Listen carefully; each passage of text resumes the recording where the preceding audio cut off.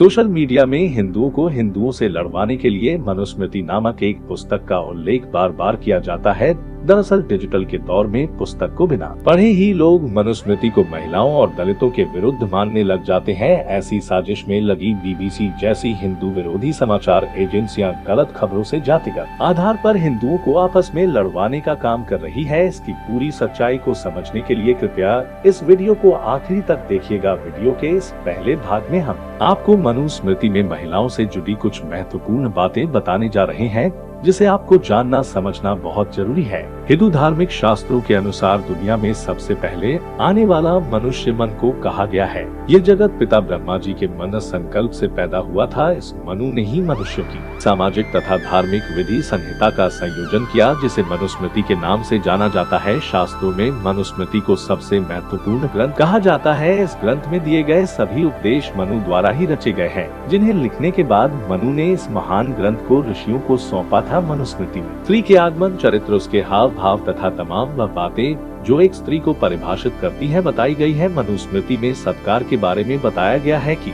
मनु द्वारा स्त्री को समाज में एक महत्वपूर्ण स्थान प्रदान किया गया है। उनका यह विचार मनुस्मृति में ही दिए गए एक श्लोक से सिद्ध होता है, जिसका अर्थ है जहाँ स्त्रियों का सत्कार एवं सम्मान होता है वहीं देवता वास करते हैं। यानी कि जिस समाज में स्त्री को सम्मान प्राप्त नहीं होगा वहाँ प्रगति होना असंभव है। मनु द्वारा दिए गए इस कथन का उदाहरण हम आज कलयुग में आसानी से देख सकते हैं, जहां समाज में औरतों पर तरह तरह के शोषण हो रहे हैं। पुरुष औरत पर हावी हो रहा है तथा औरतों को नीचा दिखाना उसकी आदत बन गई है। तभी हमारा समाज उन्नति करने की बजाय ढलता जा रहा है। मनुस्मृति में आदर के बारे में बताया गया है कि यदि मनु की तरह ही आज का पुरुष भी स्त्री का आदर करे, उसकी रक्षा करे, तो वह दिन दूर नहीं जब हमारा समाज भी सफलता की ऊंचाइयों पर होगा। लेकिन आज के मनुष्य को इन बातों को समझने में काफी समय लगेगा, शायद इतना कि जिसका अनुमान करना कठिन है। मनुस्मृति में रक्षा के बारे में बताया गया है कि मनु ने लोगों को स्त्री की रक्षा करना सिखाया। मनुस्मृति में वर्णित एक श्लोक के मुताबिक एक स्त्री को पुरुष द्वारा सुरक्षित किया जाता है।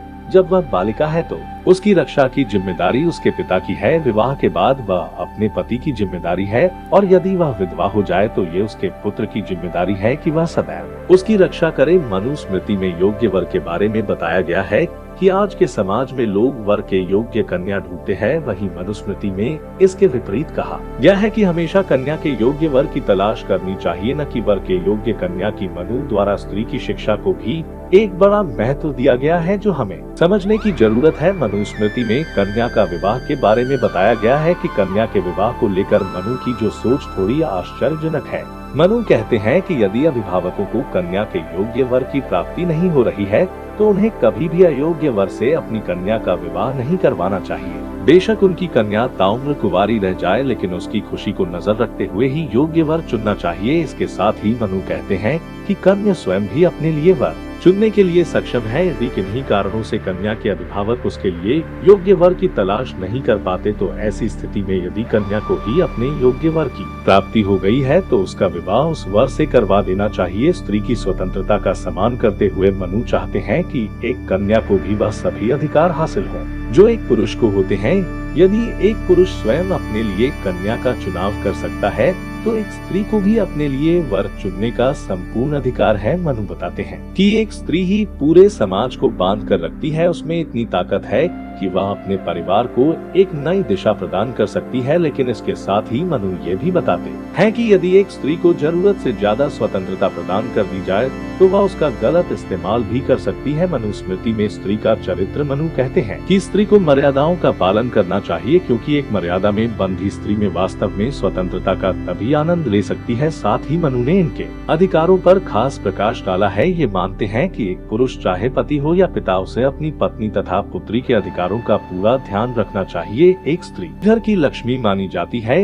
यदि पुरुष उसकी जरूरतों को पूर्ण नहीं करेगा तो वह घर में आने वाली लक्ष्मी को वापस लौटा रहा है। मनुस्मृति में पत्नी की जरूरत मनु कहते हैं कि यदि किसी कारणवश एक पति अपनी पत्नी से दूर चला जाए तो उसे अपनी पत्नी की जरूरतों को पूरा ध्यान रखना चाहिए। यह अनिवार्य है कि वह अपनी पत्नी को वह सभी साधन प्रदान करे जिससे वह अपना घर चला सके।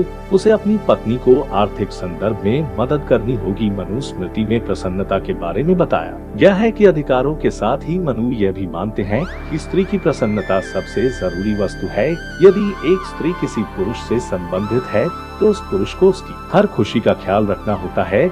जिस तरह से मनु कहते हैं कि एक स्त्री का सम्मान ही समस्त सृष्टि के लिए भलाई का साधन बनता है, उसी प्रकार से उसकी खुशी भी समाज के लिए अत्यंत आवश्यक है। मनुस्मृति के अनुसार स्त्री समाज का महत्वपूर्ण भाग। मनु इस तरह से स्त्री को समाज का बेहद महत्वपूर्ण भाग मानते हैं। यह मनुस्मृति में उन्होंने अनगिनत छंदों द्वारा प्रस्तुत किया है। कई बार टिप्पणीकार इन छंदों की गलत रूप से व्याख्या करता है, जो स्त्री के चरित्र पर मनु द्वारा आघात मान लिया जाता है। लेकिन सत्य यही है कि मनु द्वारा स्त्री को संसार की बेहद खूबसूरत एवं आदरणीय रचना माना गया है। मनुस्मृति और सनातन आस्था से जुड़ी ऐसी अनेक वास्तविकता को समझने के लिए कृपया राष्ट्रबोध को सब्सक्राइब करें। पवन केसवानी, ब्यूरो रिपोर्ट, राष्ट्रबोध।